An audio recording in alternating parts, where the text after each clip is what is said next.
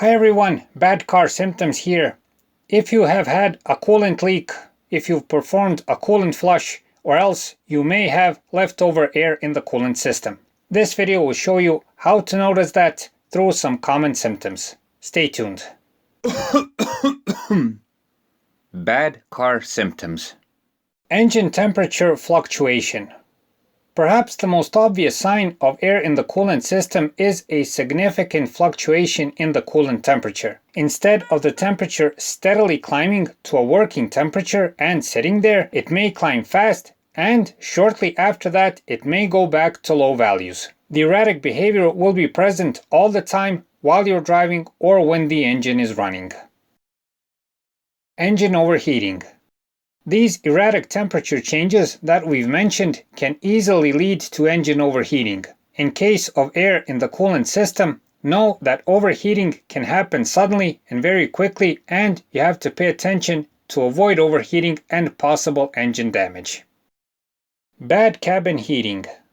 Another very common symptom of this problem is bad cabin heating. It can be weak or even non-existent, even when the setting is on maximum. This symptom is especially obvious during the winter season. Excess pressure within the coolant system.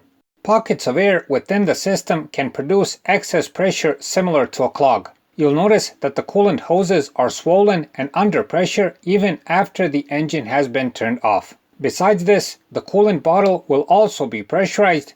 If you were to open it long after the engine has stopped running, there would still be a strong hissing sound coming from it. In some cases, because of the air pockets, you may also hear a gargling and boiling sound from the engine bay after you've turned off the engine. Coolant leaks. Finally, you may notice coolant leaks under the car or in the engine bay. The mentioned excess pressure will cause leaks, especially on parts of the system that are weak, like old hoses, loose clamps, and else. The leaks can be smaller and only noticed as moisture, or can be a fully fledged leak. If you have air in the coolant system, get rid of it as soon as possible.